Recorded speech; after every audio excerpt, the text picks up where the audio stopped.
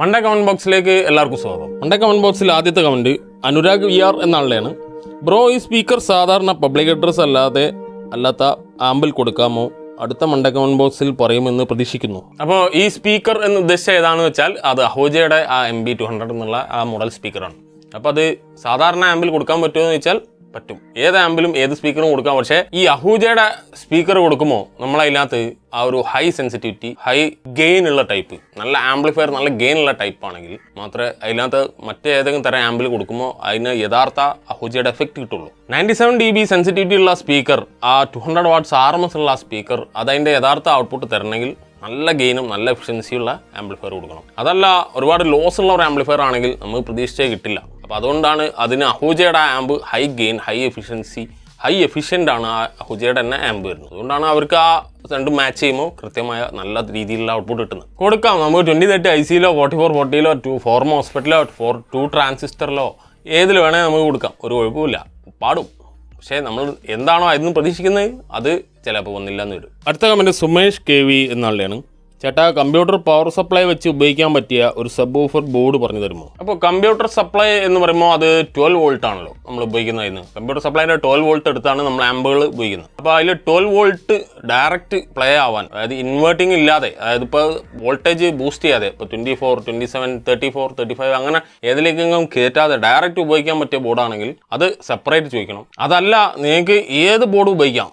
Inverter board ഉണ്ടെങ്കിൽ ഇപ്പോൾ ഞാൻ പറഞ്ഞല്ലോ, ഇൻവെർട്ടർ ഇല്ലാത്ത ചോദിക്കുന്നതാണെങ്കിൽ അതിന് ഇപ്പോൾ 4440 IC, 2030 IC, അതുപോലെ TDL തുടങ്ങുന്ന ഒരുപാട് ICകൾ നമുക്ക് അതിൽ സപ്പോർട്ട് ചെയ്യും. അതുപോലെ ട്രാൻസിസ്റ്റർ ടൈപ്പ് ചിലത് സപ്പോർട്ട് ചെയ്യും. സിംഗിൾ സപ്ലൈ 12 വോൾട്ട് വരുന്ന ഒരുവിധ എല്ലാവിധ ബോർഡുകളും നമുക്ക് അതിൽ സപ്പോർട്ട് ചെയ്യും. പക്ഷേ ഏതൊക്കെ ആമ്പ് അതിൽ ഉപയോഗിക്കാമെന്ന് ചോദിച്ചാൽ അതിൽ ഇൻവെർട്ടർ ഉപയോഗിച്ചിട്ട് നമുക്ക് ഏത് ആമ്പും 12 വോൾട്ടിൽ ഉപയോഗിക്കാം. 55 ഏത് 35 32 27 ഏത് വേണമെങ്കിൽ ഉപയോഗിക്കാം. എങ്ങനെയാണ് നിങ്ങൾ ചോദിച്ചത് എന്നുള്ള ഒന്നുകൂടെ സ്പെസിഫൈ ചെയ്താൽ, ഒന്നുകൂടെ ക്ലാരിറ്റി ആക്കിയാൽ നമുക്ക് പറയാൻ എളുപ്പമായിരിക്കും. അടുത്ത കമൻറ്റ് വിനു എന്നാളുടെയാണ്. എൻ്റെ കയ്യിൽ ഒരു 5.1 ഹോം തിയേറ്റർ ബോർഡുണ്ട്. അതിൻ്റെ സബ് 60 വാട്ട്സ് ആണ്. ഞാൻ അതിൽ 4 ഇഞ്ച് 4 ഓംസ് 15 വാട്ട് എന്നിങ്ങനെ 4 വൂഫർ ജോയിൻ ചെയ്ത് കൊടുക്കുന്നതിൽ എന്തെങ്കിലും കുഴപ്പമുണ്ടോ? ഇപ്പോൾ ഔട്ട്പുട്ട് പറഞ്ഞത് 60 വാട്ട്സ് ആണെങ്കിൽ 60 വാട്ട്സിന് നിങ്ങൾക്ക് ഒരു സ്പീക്കർ, ഒരു സബ് വൂഫർ വെച്ചിട്ട് 60 വാട്ട്സ് ആക്കാം, 2 30 വെച്ച് 60 വാട്ട്സ് ആക്കാം, 4 15 വെച്ച് 60 വാട്ട്സ് ആക്കാം, 6 10 വെച്ച് 60 വാട്ട്സ് ആക്കാം. നമ്മളെ ഓംസ് മാച്ച് ചെയ്യണം. അവിടെ 8 ഓംസ് ആണ് ചോദിച്ചതെങ്കിൽ നമ്മൾ 8 ഓംസിലേക്ക് അത് മാച്ച് ചെയ്യണം. നമ്മൾ 4 ഓംസ് ആണ് നമ്മളെ ആമ്പെങ്കിൽ നമ്മൾ 4 ഓംസിലേക്ക് മാച്ച് ചെയ്യണം. ആ മാച്ചിങ് മാക്സിമം കറക്റ്റാക്കി ചെയ്താൽ ഓക്കെ. പിന്നെ 4 ടൈപ്പ് കമ്പനി ഒക്കെ ആകുമ്പോഴാണ് കുഴപ്പം വരിക. സെയിം ടൈപ്പ് ആണെങ്കിൽ ഒരു കുഴപ്പമില്ല. 4 ടൈപ്പ് കമ്പനി ആകുമ്പോൾ 4 തരം സെൻസിറ്റിവിറ്റി ആയിരിക്കും, 4 തരം പെർഫോമൻസ് ആയിരിക്കും. സെയിം ടൈപ്പ് ആണെങ്കിൽ 4 6 വെച്ച് ഉപയോഗിക്കാം. അടുത്ത നമ്മുടെ സുമേഷ് KV എന്ന ആളുടെയാണ്. ചേട്ടാ, ഒരു സ്പീക്കർ ഉപയോഗിക്കുമ്പോൾ അതിൻ്റെ ഹോം, അതായത് ഓം എന്നാണ് ഉദ്ദേശിച്ചത്, ആണോ ഇഞ്ച് ആണോ നോക്കേണ്ടത്? ഹോം നോക്കണം, ഇഞ്ച് നോക്കണം, വാട്ട്സ് നോക്കണം, സൈസ് നോക്കണം, എല്ലാം മാച്ച് ആക്കണം. ശരിക്കും ഹോംസ് മാത്രം നോക്കിയിട്ട് എടുത്താൽ പോരാ. ഞാൻ നേരത്തെ പറഞ്ഞു ഓംസ് മാച്ച് ചെയ്യണം. ഓംസ് മാച്ച് ചെയ്യണം എന്ന് ഉദ്ദേശിച്ചത് 4 എണ്ണം കൂടി ചെയ്യുമ്പോൾ ഒന്നായിട്ട് പാരലൽ ചെയ്തോ സീരീസ് ചെയ്തോ എടുക്കാതെ ആ ആമ്പിന് മാച്ച് ചെയ്യണം എന്നാണ് ഉദ്ദേശിച്ചത്.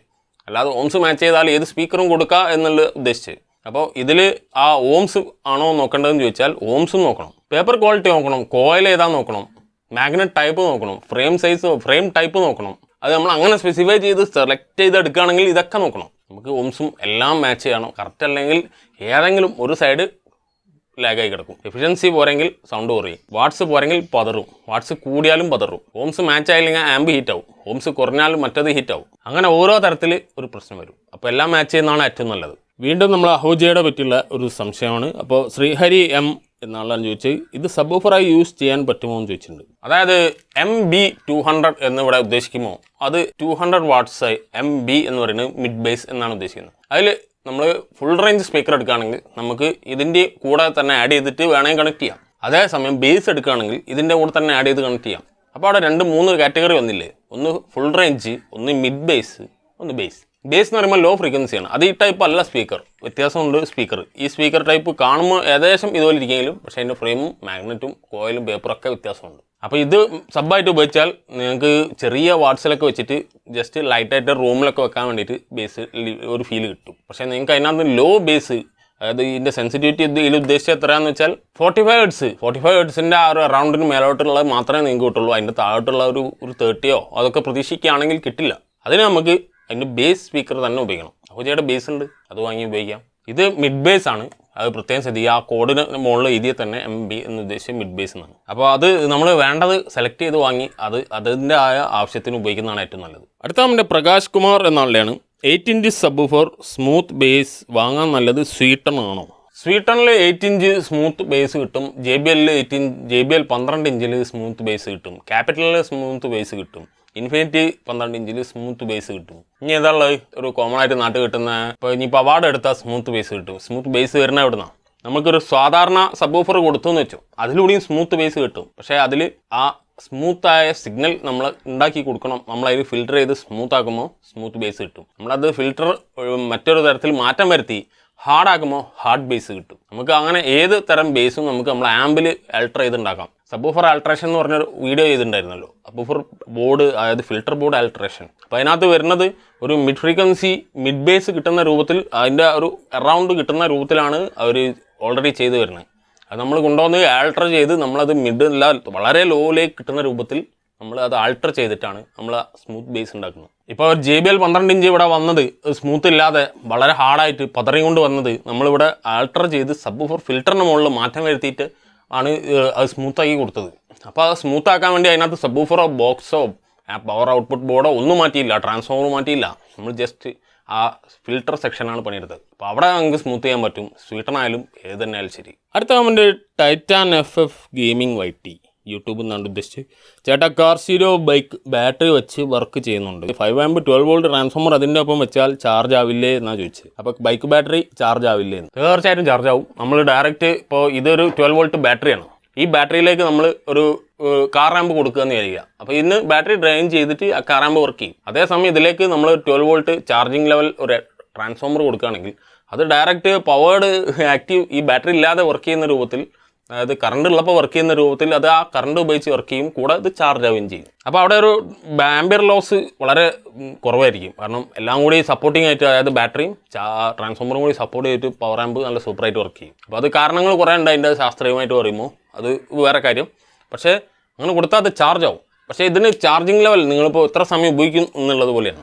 ഇതിനൊരു ചാർജിങ് മൊഡ്യൂൾ വെച്ച് ഒരു ചാർജിങ് കട്ട് ഓഫ് ഒക്കെ വെച്ച് കഴിഞ്ഞാൽ ഇത് ചാർജ് ഇറങ്ങുമ്പോൾ ഓട്ടോമാറ്റിക് അത് ചാർജിങ് ഓൺ ആവും. അതേസമയം ഇത് ചാർജ് ഫുള്ളായി കഴിഞ്ഞാൽ ഓട്ടോമാറ്റിക് ചാർജിങ് കട്ടാവും. ആ രൂപത്തിൽ നിങ്ങൾ ചെയ്താൽ ബാറ്ററിക്കും നല്ലത്, എല്ലാത്തിനും നല്ലത്. അടുത്ത എൻ്റെ വിനായക് KK എന്നാളുടെയാണ്. ചേട്ടാ ഈ ബോർഡ് 14014 ട്രാൻസ്ഫോമറിൽ കൊടുക്കുന്ന രീതിയിൽ ആൾട്രേഷൻ ചെയ്യാൻ കഴിയുമോ? റിപ്ലൈ തരുമെന്ന് പ്രതീക്ഷിക്കുന്നു. അപ്പോൾ അത് നമ്മുടെ രവി പ്രോലോജിക് ബോർഡാണ്. അതായത് 2 to 6 കൺവേർട്ട് ചെയ്യുന്ന 2 ചാനൽ 6 ചാനലായി കൺവേർട്ട് ചെയ്യുന്ന ഒരു ബോർഡ്, അതാണ് പ്രോലോജിക് ബോർഡ്. അപ്പോൾ ആ പ്രോലോജിക് ബോർഡിൻ്റെ കാര്യമാണ് ചോദിച്ചത്. അത് 24 വോൾട്ടിലാണ് ഈ പ്രോലോജിക് ബോർഡ് വരുന്നത്. അപ്പോൾ അത് 14ലേക്ക് കൺവേർട്ട് ചെയ്യാൻ പറ്റുമോ എന്നാണ് ചോദിച്ചിട്ടുള്ളത്. അപ്പോൾ അതിൽ നിങ്ങൾ ആ ബോർഡ് ശ്രദ്ധിച്ച് നോക്കുക, പറ്റിയാൽ ആ ഫോട്ടോ ഉണ്ടെങ്കിൽ സൂം ചെയ്ത് നോക്കുക, കയ്യിലുണ്ടെ ശ്രദ്ധിച്ച് നോക്കുക.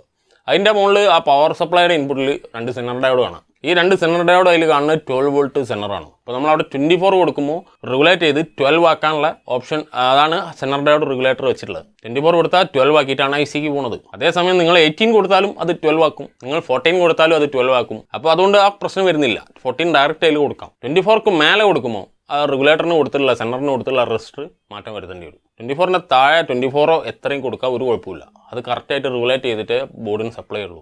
അത് അൾട്ടർ ചെയ്യേണ്ട ആവശ്യം വരുന്നില്ല എന്നാണ് എൻ്റെ അഭിപ്രായം. ലാസ്റ്റ് കമൻറ്റ് അഭിരാം SS എന്നാളുടെയാണ്. ബ്രോ നോർമൽ സൗണ്ട് ബാറിൽ ഡോൾബി ബോർഡ് ചെയ്യാൻ പറ്റുമോ? ഒരു ചാനലിലും ഈ ഒരു കണ്ടന്റ് ഇല്ല, പറയുന്ന വീഡിയോ ചെയ്താലും മതി, reply please in next video. അപ്പം മറ്റൊരു ചാനലും ഇല്ല എന്ന് പറയുമ്പോൾ അത് വളരെ നടപ്പില്ലാത്തൊരു കാര്യം ആയതുകൊണ്ട് മാത്രമായിരിക്കില്ല, ചിലപ്പോൾ ആരും ആവശ്യപ്പെടാത്തതുകൊണ്ടായിരിക്കും. കാരണം ഡോൾബി സിസ്റ്റമുള്ള, ഡോൾബി സപ്പോർട്ടിംഗ് ഉള്ള ഒരുപാട് സൗണ്ട് ബാർ വളരെ ചീപ്പായിട്ട് വാങ്ങിട്ടാണ്. അപ്പോൾ പിന്നെ അത് അങ്ങനെ ചെയ്യുന്ന ആ ചിലവ് വെച്ച് നോക്കുകയാണെങ്കിൽ ഇപ്പോൾ നമ്മൾ ചെയ്ത മുമ്പ് റിവ്യൂ ചെയ്ത ഒരു HDMI G-Techൻ്റെ ബോർഡുണ്ട്, അതിന് 6000 രൂപയോളം വില ഉണ്ട്. അപ്പോൾ ആ റിവ്യൂ ചെയ്ത ആ ബോർഡ് ഉപയോഗിച്ചിട്ട് ഇപ്പോൾ ഇതിൽ ചെയ്യുകയാണെങ്കിൽ അത് വർക്കടക്കം ഒരു 8 രൂപ പ്രതീക്ഷിക്കാം. അപ്പോൾ 8000 രൂപ കയറ്റുന്ന പകരം ഒരു 9-നോ 12-നോ 13-നോ 15-നോ ഒരു കമ്പനി സാധനം, ഒരു ബ്രാൻഡ് സാധനം നിങ്ങൾക്ക് ഡോൾബി അറ്റ്മോസ് DTS സപ്പോർട്ടോട് കൂടി കിട്ടുകയാണെങ്കിൽ അത് കൺഫേം ആയിട്ട് അത് വാങ്ങുന്നത് കൂടുതൽ നന്നാവും. അതൊരു അനാവശ്യ ചിലവ് പോലെ തോന്നുന്നതുകൊണ്ടായിരിക്കും അധികാരം ചെയ്യാത്തത്, പിന്നെ അധികാരം അത് ആവശ്യപ്പെടാത്തത്. പലരും ഇപ്പോൾ ഇതിനു മുമ്പ് ഒരാൾ എന്നെ ഡയറക്റ്റ് വാട്സപ്പിലൂടെ ഒരു സാധാരണ സൗണ്ട് ബാർ ഈ DTSും ഒപ്റ്റിക്കൽ സപ്പോർട്ടും ബ്ലൂടൂത്തും എല്ലാം കൂടി ചെയ്യാൻ പറ്റുമോ എന്ന് ചോദിച്ചിട്ടുണ്ട്. അപ്പോൾ അതിൽ ഞാൻ ആദ്യം ഇങ്ങനെ ഒരു ഓപ്ഷൻ കൊടുത്തിട്ടുണ്ട്, ബോട്ടോ മറ്റോ ചെക്ക് ചെയ്ത് നോക്കുക. അതിൽ ഓക്കെ അല്ല, നിങ്ങൾക്ക് ഇങ്ങനെ ഹാൻഡ് മെയ്ഡ് തന്നെ വേണമെങ്കിൽ അത് നമ്മൾ ചെയ്യാമെന്ന് പറഞ്ഞിട്ടുള്ള കണ്ടീഷനിൽ നിൽക്കുകയാണ്. നിങ്ങൾ ആവശ്യമുള്ളവർ, താല്പര്യമുള്ളവർ അതിനെ പറ്റിയുള്ളൊരു അഭിപ്രായം കമൻറ്റ് ചെയ്യുക ഈ വീഡിയോയുടെ താഴെ. അപ്പോൾ നമുക്ക് അങ്ങനത്തെ വീഡിയോ ഉണ്ടാക്കാം. സപ്പോർട്ടിംഗ് ആയിട്ട് എങ്ങനെ ചെയ്യാൻ പറ്റും, എന്തൊക്കെ ചെയ്യാൻ പറ്റും. അപ്പോൾ ഇന്നത്തെ മൺഡേ കമൻറ്റ് ബോക്സിലെ കമൻറ്റ്സ് മൊത്തം വായിച്ചു കഴിഞ്ഞു. അപ്പോൾ കൂടുതൽ വെറൈറ്റി കമൻറ്റ്സ് ആയിട്ട് നമുക്ക് അടുത്ത തിങ്കളാഴ്ചത്തെ മൺഡേ കമൻറ്റ് ബോക്സ് വീഡിയോയിൽ കാണാം.